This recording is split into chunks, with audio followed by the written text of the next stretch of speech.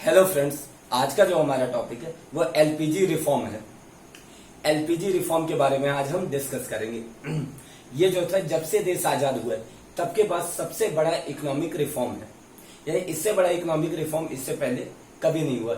हालांकि हम जीएसटी को भी इकोनॉमिक रिफॉर्म कह सकते हैं, लेकिन जीएसटी के परिणाम जो है इम्पैक्ट अभी तक हमें देखने को नहीं मिले। अभी वो नया नया है, इसलिए हम जीएसटी को इतना बड़ा इकोनॉमिक रिफॉर्म नहीं कह सकते। हम एलपीजी को सबसे बड़ा इकोनॉमिक रिफॉर्म कह सकते हैं।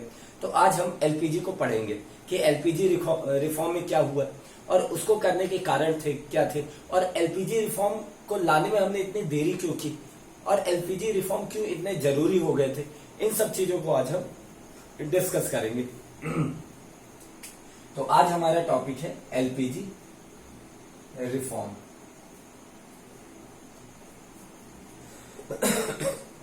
एलपीजी मतलब L for liberalisation, P for privatisation and G for globalisation. It means L for liberalisation, P for privatisation and G for globalisation.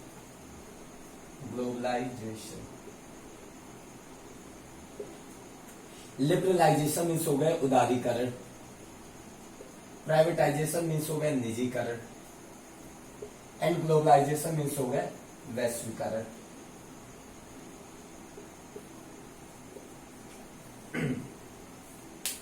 Liberalisation means हो गया उदारीकरण, प्राइवेटाइजेशन मीन्स हो गया निजीकरण एंड ग्लोबलाइजेशन मीन्स हो गया वैश्वीकरण। लिबरलाइजेशन का मतलब होता है हमारे देश में ऐसी पॉलिसीज अपनाए जो लिबरल हो, जो आसान हो। यानी कोई भी अगर कंपनी आ रही है तो उसे इन्वेस्ट करने के लिए या कि उसे कंपनी स्टैब्लिश करने के लिए बहुत ज्यादा टफ रूल, बहुत ज्यादा स्ट्रांग रूल ना ही फेस करना पड़े, और वो आसानी से यहाँ पे इन्वेस्ट कर सके, आसानी से अपनी ब्रांच सेट कर सके, आसानी से कंपनी स्टैब्लिश कर सके, आसानी से यहाँ पे मार्केट को एक्सेस कर सके। तो उसे हम बोलेंगे लिबरलाइजेशन स्कीम, लिबरल पॉलिसीज अपनाना। निजीकरण इट मीन्स प्राइवेटाइजेशन, अधिकांश ज्यादा क्या प्राइवेट कंपनीज को मौका दिया जाए, एक ऐसा इन्वायरमेंट बनाया जाए जहां पे प्राइवेट कंपनीज को इन्वेस्ट करना बहुत ज्यादा आसान हो और अधिकांश प्राइवेट कंपनीज को मौका दिया जाए।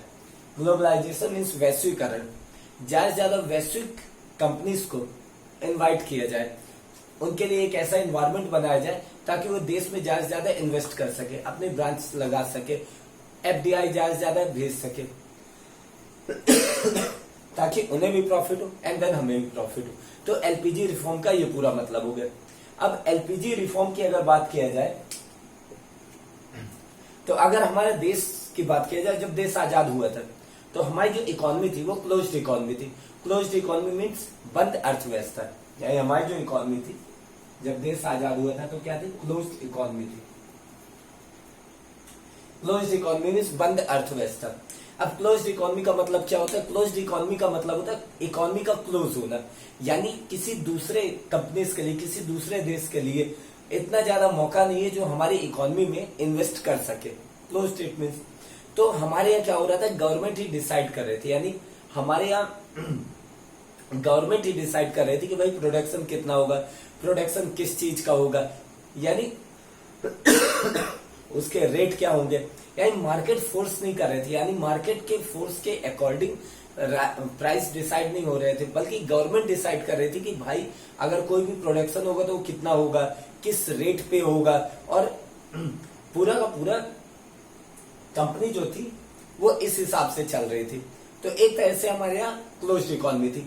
वहीं अगर बात किया जाए तो ओपन इकोनॉमी का क्या मतलब होता है? ओपन इकोनॉमी का मतलब होता है जहां पर सरकार का, जहां पे गवर्नमेंट का किसी भी तरह का इंटरफेरेंस ना हो, यानी किसी भी तरह का हस्तक्षेप ना हो गवर्नमेंट का, और बल्कि वहां पर कौन कंपनी, बल्कि वहां पर मार्केट डिसाइड करे कि भाई प्रोडक्शन किस चीज का होगा, उसके रेट क्या होंगे, कितना प्रोडक्शन करना है, मास में प्रोडक्शन करना है, वहां पे प्राइवेट कंपनीज इन्वेस्ट करेंगी, वहां पे गवर्नमेंट किसी भी तरीके का इंटरफेयर नहीं करेगी, तो उसे अपन बोलेंगे ओपन इकोनॉमी। तो एक तरीके से close economy and open economy. तो हमारी जो 1947 जब से देश आजाद हुआ था 1991 तक, जब तक एलपीजी रिफॉर्म नहीं आया था तब तक हमारी इकोनॉमी क्या थी, क्लोज्ड इकोनॉमी थी। और उसकी हमें जो सरकमस्टांसेस थे, जो हमें उस टाइम पे जो परिस्थितियां थी उसके हिसाब से हमने वो किया। अब एलपीजी रिफॉर्म हमने लाया क्यों नहीं? जब देश आजाद हुआ उसके बाद से ही एलपीजी रिफॉर्म के बारे में हमने सोचा क्यों नहीं? हमने क्यों कभी ग्लोबलाइजेशन के बारे में सोचा नहीं, वैश्वीकरण के बारे में? उसके पीछे जो रीजन था, उसके पीछे रीजन जो काम कर रहा था, वो उस टाइम के हमारे जो लीडर थे, जो उस टाइम के हमारे पॉलिटिशियंस थे, जो राजनेता थे, उनकी ये सोच थी। चूंकि वो क्या थे, फ्रीडम फाइटर थे। उस टाइम पे पंडित जवाहरलाल नेहरू की बात कर लिया जाए जो प्राइम मिनिस्टर थे, या कि सरदार वल्लभ भाई पटेल की बात कर ली जाए, या कि जयप्रकाश नारायण की बात कर ली जाए, या कि राजेंद्र प्रसाद की बात कर लिया जाए, या कि पी चिदम्बरम पिल्ले की बात कर लिया जाए, या जगजीवन राम, जो भी बड़े लीडर थे वो सब कौन थे? फ्रीडम फाइटर थे। सॉरी, वो सारे फ्रीडम फाइटर थे। अब वो सारे फ्रीडम फाइटर थे, तो वो सारे फ्रीडम फाइटर क्या थे? उन्होंने एक पूरी की पूरी एक जनरेशन देखी थी। उन्होंने देखा था कि भाई किस प्रकार से मॉडर्न इरा में जो फॉरेन कंपनीज आई थी, लाइक जब मुगल एम्पायर कमजोर हो रहा था उस टाइम पे हमारे यहाँ फॉरेन कंपनीज आई थी। शुरुआत पोर्तुगीज से हुई थी, पोर्तुगीज आई, फिर डच आई, फिर उसके बाद फ्रांसीसी कंपनी आई, डेन आई, एंड देन फिर उसके बाद अंग्रेज कंपनीज आई। और वो यहाँ पे आई किस लिए थी? वो यहाँ पे आई थी सिर्फ ट्रेड करने के लिए। वो यहाँ की जो मिर्च मसालों का व्यापार था उसका एक हिस्सा प्राप्त करना चाहती थी। वो यहाँ से मिर्च मसालों को ले जाकर यूरोप में उसे महंगे दाम पर बेचना चाहती थी। वो मार्केट को एक्सेस करना चाहती थी। लेकिन जब वो आई यहाँ पे मार्केट पर पूरा का पूरा कैप्चर कर लिया, और मार्केट पर कैप्चर करने के बाद कंडीशन ऐसी आ गई कि उन्होंने यहाँ पे रूल किया। अंग्रेजों ने हमारे यहाँ 200 साल तक रूल किया। तो उसका एक रीजन था, क्योंकि वहां से फॉरेन कंपनीज आई थी, तो हमारे देश के जो लीडर नहीं चाहते थे कि अभी जो हमें नई नई आजादी मिली है वो किसी भी तरीके से हमें छूटे। क्योंकि हमारे देश अभी नया नया आजाद हुआ था, और हमारे यहाँ बहुत सारी विविधताएं थी, बहुत सारी डाइवर्सिटी थी, और हमारे यहाँ इनइक्वालिटीज भी बहुत ज्यादा थी। हमारा देश गरीब था, और अगर इतने में अगर फॉरेन कंपनीज हमारे यहाँ इन्वेस्ट करती और धीरे धीरे वो मार्केट को कैप्चर कर लेती और सरकार का तख्ता पलट कर देती, तो जो हमारे हाथ में आई थी आजादी वो एक ही बार में हमारे हाथ से छूट जाती, और इतने सालों की मेहनत हमारे हाथों से निकल जाती।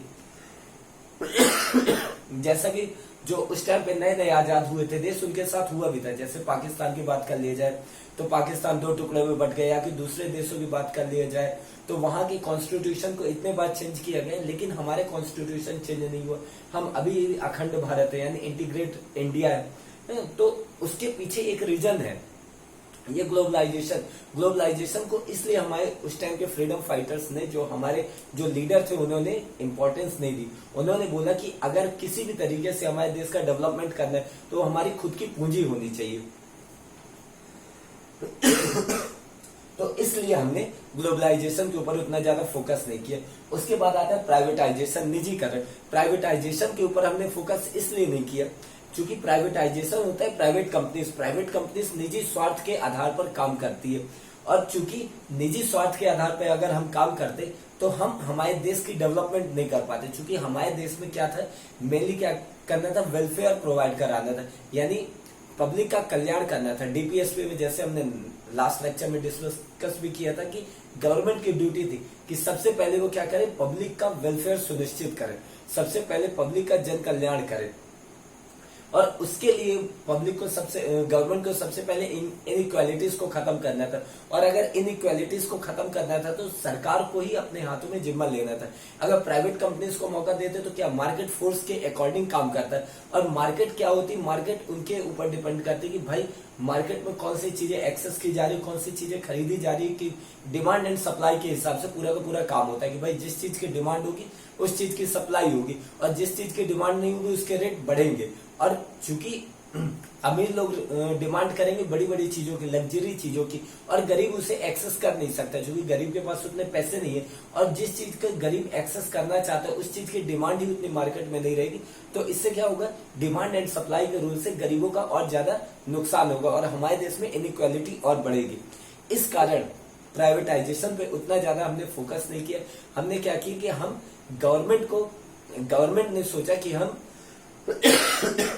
हमारे यहाँ लोगों को बहुत ज्यादा इंसेंटिव देंगे, हम वो चीजों की मैन्युफैक्चरिंग करेंगे जो चीजें पब्लिक को जनरली जरूरत है, यानी पब्लिक की रिक्वायरमेंट के हिसाब से हम मैन्युफैक्चर करेंगे। यानी उस टाइम पे पब्लिक की डिमांड क्या थी, जैसे मूवीज के टाइटल भी हुआ करते थे पहले, रोटी कपड़ा और मकान। यानी पब्लिक की जो जनरली डिमांड थी, रिक्वायरमेंट थी, वो यही थी कि रोटी, यानी सबको अनाज उपलब्ध हो, यानी जो फूड सफिशिएंटी होनी चाहिए। हमारे यहाँ फूड की बहुत ज्यादा स्टॉक है, बहुत ज्यादा कमी थी, है ना। तो सबको पर्याप्त मात्रा में अनाज उपलब्ध हो, कपड़ा, यानी सबको पहनने के लिए कपड़ा हो चुका। हंगर इंडेक्स, हंगर हमारे यहाँ बहुत ज्यादा थी। और मकान, अगर मकान की बात किया जाए तो हमें, यानी सबके लिए छत होना चाहिए, ये जनरल एक रिक्वायरमेंट थी, और गवर्नमेंट इसे फुलफिल करना चाहता था। गवर्नमेंट मैन्युफैक्चरिंग करना चाहता था उनसे, जिनसे और ज्यादा उद्योग बनाए जा सके, है ना। तो इस तरीके से गवर्नमेंट ने, यानी प्राइवेटाइजेशन पर उतना फोकस नहीं किया। और वही बात किया जाए लिबरलाइजेशन, उदारीकरण पे भी गवर्नमेंट ने इसलिए फोकस नहीं किया क्योंकि उदारीकरण करना इट मीन्स आप रूल्स को आप इजी बना रहे हो। अगर रूल्स को इजी बनाओगे देन कंपनीज अपने अकॉर्डिंग काम करेंगे, लेकिन गवर्नमेंट का उसमें बहुत ज्यादा इंटरफेरेंस नहीं रहेगा। लेकिन यहाँ पे गवर्नमेंट बहुत ज्यादा इंटरफेरेंस करना चाहती थी, गवर्नमेंट ही पूरा डिसाइड करना चाहती थी। हालांकि एलपीजी रिफॉर्म होने के बाद भी अगर आज हम देखें कंडीशन, तो वही कंडीशन है।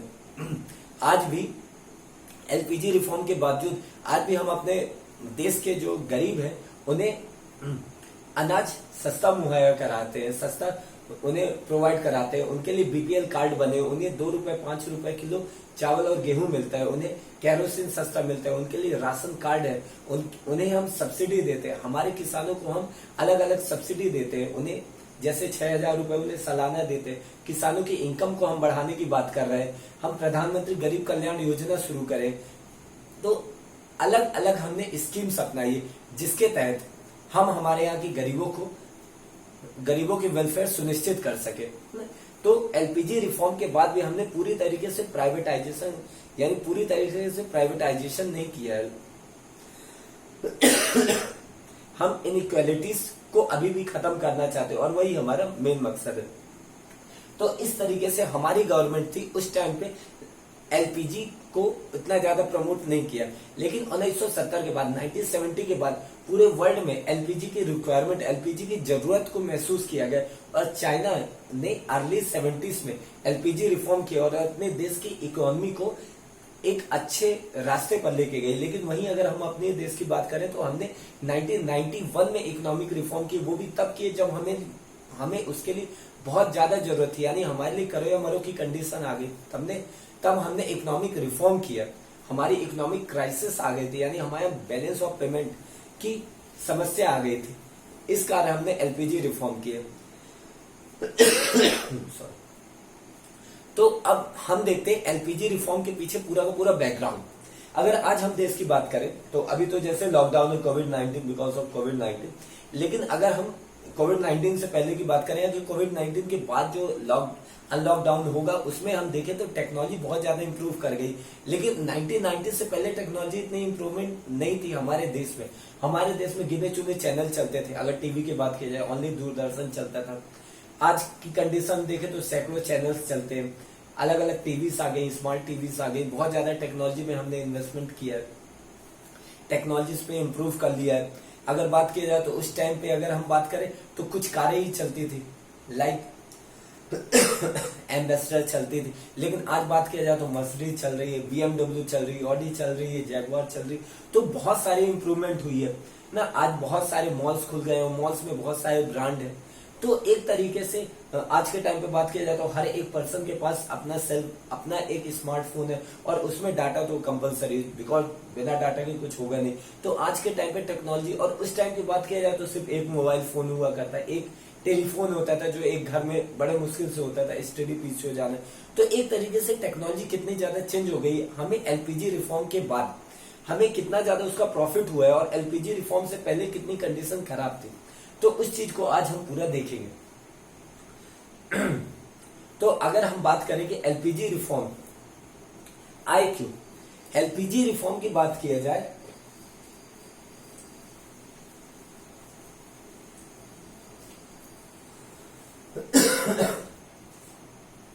एलपीजी रिफॉर्म की बात किया जाए तो एलपीजी रिफॉर्म जो हमारे लिए बहुत ज्यादा जरूरी हो गए थे, क्योंकि हमारी कंडीशन इतनी खराब हो गई थी, हमारी इकोनॉमिक क्राइसिस इतनी आ गई थी कि हमें हमारा कर्ज चुकाने तक के लिए हमारे पास डॉलर नहीं था, हमारे पास फॉरेन एक्सचेंज नहीं था। अगर हम जल्दी कुछ ना करते तो हमारी कंडीशन कुछ ऐसे देशों में हो जाती जो कर्ज लेने के बाद कर्ज नहीं चुका पाते। लाइक आप पाकिस्तान की बात कर लीजिए कि भाई आईएमएफ उससे लोन ही नहीं पा रहा है, क्योंकि वो कर्ज ही नहीं चुका पा रहे, और अभी वो पूरे के पूरे चाइना के ऊपर डिपेंड करते हैं। चाइना पाकिस्तान में सीपेक बना रहा है, चाइना पाक इकोनॉमिक कॉरिडोर, जिसके कारण पाकिस्तान पूरी की पूरी चाइना की तरफ टिल्ट है। जैसे आज के भी इन्वायरमेंट में देखा जाए कि इंडिया एंड चाइना के बीच जो बॉर्डर डिस्प्यूट था, उसके कारण पाकिस्तान भी, क्या चाइना के कहने पे ही पाकिस्तान ने अपने मैप में जम्मू कश्मीर को भी अपने उसमें कर रहा है, और बहुत सारे हमारी लैंड पे भी उसने अपना हक दिखाया है। वहीं अगर बात किया जाए श्रीलंका की बात कर लिया जाए तो श्रीलंका का हम्बनतोटा पोर्ट, तो वहां पे भी यही कंडीशन। तो बहुत सारे ऐसी कंट्रीज थे हैं अभी भी, और जो पहले भी थे, जो कर्ज तो ले लेते थे लेकिन कर्ज नहीं चुका पा रहे थे। तो हमारी भी कंडीशन कुछ उन्हीं देशों में से हो जाती। हमारी कंडीशन इतनी, उस टाइम की बात की जाए तो हम पूरी तरह से तेल और पूरी तरीके से जो ऑयल और नेचुरल गैस के लिए किस पे, पूरी तरह से इंपोर्ट पर डिपेंड थे। हालांकि इंपोर्ट पर आज भी हम डिपेंड है, यानी हम हमारे यहाँ मैन्युफैक्चर नहीं कर पाते, हम हमारे यहाँ, हमारे पास वो टेक्नोलॉजी ही नहीं कि हम इंडियन ओशन से ऑयल और नेचुरल गैस को मैन्युफैक्चर कर पाए। हालांकि बहुत सारी अब इंडस्ट्री बन रही है, लेकिन एक तरीके से आज भी हम पूरी तरह से डिपेंड है खाड़ी के देशों पे, गल्फ कंट्रीज के ऊपर डिपेंड है। और उस टाइम पे भी यही हमारी डिपेंडेंसी उन्हीं के ऊपर थी। और उस टाइम की बात किया जाए तो उस टाइम की कंडीशन इतनी खराब हो गई थी कि सिर्फ कच्चा तेल खरीदने के लिए हमारे पास 7 दिन का, यानी 7 दिन का हमारे पास पैसा था, जिससे हम इंपोर्ट कर सकते थे ऑयल एंड नेचुरल गैस को। और अगर वो पैसा, अगर हम सुधार नहीं करते तो हमारी कंडीशन ऐसी हो जाती कि हमारे मार्केट में डीजल एंड पेट्रोल नहीं होते, हमारे घरों पे सिलेंडर, चूल्हे, गैस नहीं जल रही होती, क्योंकि सिलेंडर की सप्लाई नहीं होती। और ये मार्केट के लिए बहुत ज्यादा, और ये लोगों के लिए, जो आम लोगों के लिए बहुत ज्यादा मुसीबत की बात थी। तो इसी टाइम पे नवंबर में चंद्रशेखर जो प्राइम मिनिस्टर थे उस टाइम पे, नवंबर 1991, तो उनकी गवर्नमेंट आई, और उनकी गवर्नमेंट ने डिसाइड किया, नवंबर 1990 में उनकी गवर्नमेंट ने डिसाइड किया कि भाई हमें एलपीजी रिफॉर्म लाना है। एलपीजी रिफॉर्म लाने से पहले उनके लिए क्या जरूरी था कि भाई देश की जो इकोनॉमिक कंडीशन उसे इंप्रूव किया जाए। अब इकोनॉमिक कंडीशन सुधारने के लिए जो उस टाइम की जो फाइनेंस मिनिस्ट्री थी, उसने क्या किया कि एक मीटिंग ऑर्गेनाइज की। मीटिंग में कौन थे? आरबीआई के गवर्नर एंड जो इकोनॉमिक एडवाइजर होते हैं, जो आर्थिक सलाहकार, जो प्राइम मिनिस्टर के थे। अगर आरबीआई के गवर्नर की बात किया जाए तो उस समय वेंकट रमन थे, और जो इकोनॉमिक एडवाइजर थे वो कौन थे? डॉक्टर मनमोहन सिंह। तो ये दोनों ने मीटिंग की, और उसमें वेंकट रमन ने बोला, जो आरबीआई के गवर्नर थे, उन्होंने बोला कि इस इकोनॉमिक क्राइसिस से निपटने के लिए हम क्या कर सकते हैं, कुछ किया जा सकता है। हमारे पास जो गोल्ड है रिजर्व में, हमारे पास कुछ गोल्ड है रिजर्व में, अगर हम उसे मार्केट में, अगर हम उसे इंटरनेशनली, यानी अगर उसे हम गिरवी रख देते तो उसके एवज में हमें कुछ फॉरेन रिजर्व मिल जाएगा, जिससे हमारी कंडीशन कुछ इंप्रूव होगी। और ये बात जैसे मनमोहन सिंह सुने थे, उन्होंने चंद्रशेखर के पास लेके गए, और चंद्रशेखर ने तुरंत इसकी रजामंदी दे दी। अब चंद्रशेखर ने जब रजामंदी दी तो उन्होंने ये भी कहा कि आप एक बार राजीव गांधी से इसके बारे में सलाह ले लीजिए, उनसे भी परमिशन ले लीजिए, क्योंकि राजीव गांधी थे जो चंद्रशेखर की जो गवर्नमेंट थी उन्हें पीछे से, यानी उन्हें बैक सपोर्ट कर रहे थे। राजीव गांधी उस टाइम पे कांग्रेस के लीडर थे, तो वही सपोर्ट कर रहे थे। तो इस तरीके से राजीव गांधी भी राजी हो गए, और जय सिन्हा थे उस टाइम पे फाइनेंस मिनिस्टर ने भी रजामंदी दे दी। और जब फाइनेंस मिनिस्टर ने भी रजामंदी दे दी तो फिर उसके बाद ये गोल्ड को गिरवी रखने की बात पूरी की पूरी सामने आई। लेकिन जब गोल्ड को गिरवी रखा जाने लग गया तो उस टाइम पे जो चंद्रशेखर की गवर्नमेंट थी, चंद्रशेखर की गवर्नमेंट उस टाइम पे गिर चुकी थी, उससे सपोर्ट खिंच गया था, और उस टाइम पे केयर टेकर मिनिस्ट्री थी। तो जय सिन्हा ने क्या किया, उसको रजामंदी दी अपनी। तो उस टाइम पे बात किया जाए तो 12,000 किलोग्राम, सोना 12,000 किलोग्राम गोल्ड हमने बैंक ऑफ स्विट्जरलैंड में जमा किया। उसके एवज में हमें कुछ फॉरेन रिजर्व मिल गए, लेकिन ये हमारे लिए पर्याप्त नहीं था और जल्दी हमने 47,000 किलोग्राम सोना 47,000 किलोग्राम सोना बैंक ऑफ इंग्लैंड और बैंक ऑफ जापान में हमने फिर से गिरवी रखे और इसके एवज में हमें 1200 करोड़ रुपए मिले। और ये गोल्ड था कौन सा? ये गोल्ड वो था जो हमारे कस्टम ऑफिसर ने इतने सालों में, यानी जब से देश आजाद हुआ था तब से कस्टम ऑफिसर ने इतने सालों से गोल्ड को पकड़ रहे थे इनलीगल गोल्ड को। तो उसी चीज को ये एसबीआई में जमा था और एसबीआई से ही फिर उसको हमने गिरवी रखा था। हालांकि ये बात बहुत दिन तक नहीं छुप पाई और उस टाइम के जो पत्रकार थे, जो उस टाइम के एडिटर थे जयशंकर, तो उन्होंने क्या किया कि उन्होंने अखबार में इस रिपोर्ट को छाप दिया। हालांकि अगर हम देखें तो ये सोना को गिरवी रखने की बात कोई एक दिन में तो आई नहीं थी। सोना को गिरवी रखने की बात ये पूरी की पूरी हमारी इकोनॉमिक क्राइसिस की बात है कि चूंकि हमारी इकोनॉमिक पॉलिसीज की फेलियर, इसके कारण हमें सोना गिरवी रखना पड़ा।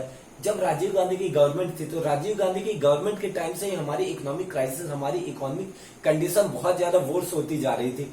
और राजीव गांधी को आईएमएफ के जो उस टाइम पे अध्यक्ष थे, उन्होंने बोला भी था कि आपके यहाँ बहुत ज्यादा कंडीशन खराब हो जाएगी, आपको बैलेंस ऑफ पेमेंट